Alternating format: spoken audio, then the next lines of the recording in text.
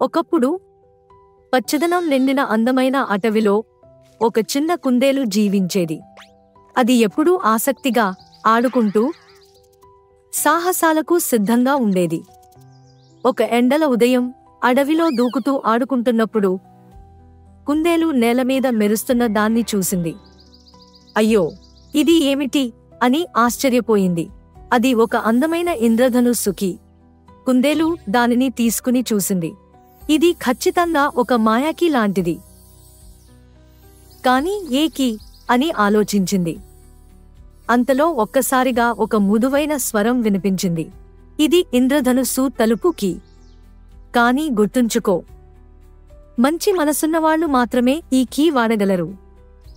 కుందేలు ఆశ్చర్యపోయింది.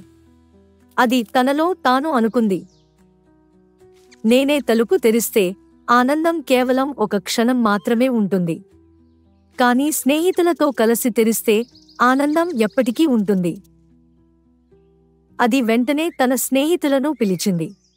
ఓయ్, త్వరగా రా.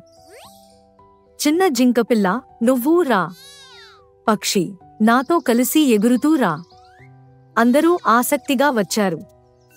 అందరూ కలిసి ఇంద్రధనుస్సు కీ తలుపులో పెట్టారు. తలుపు నెమ్మదిగా తెరుచుకుంది. లోపల చూసిన వెంటనే వాళ్ల కళ్ళు మాయమయ్యాయి. అక్కడ మెరుస్తున్న క్యారెట్లు, తీయని పండ్లు, రుచికరమైన బెర్రీలు, అలాగే మాయాజాలంలా వెలుగుతున్న పువ్వులు ఉన్నాయి. స్నేహితులు ఆనందంతో ఎగిరిపోయారు. వాళ్లు కలిసి తిన్నారు, నవ్వుకున్నారు.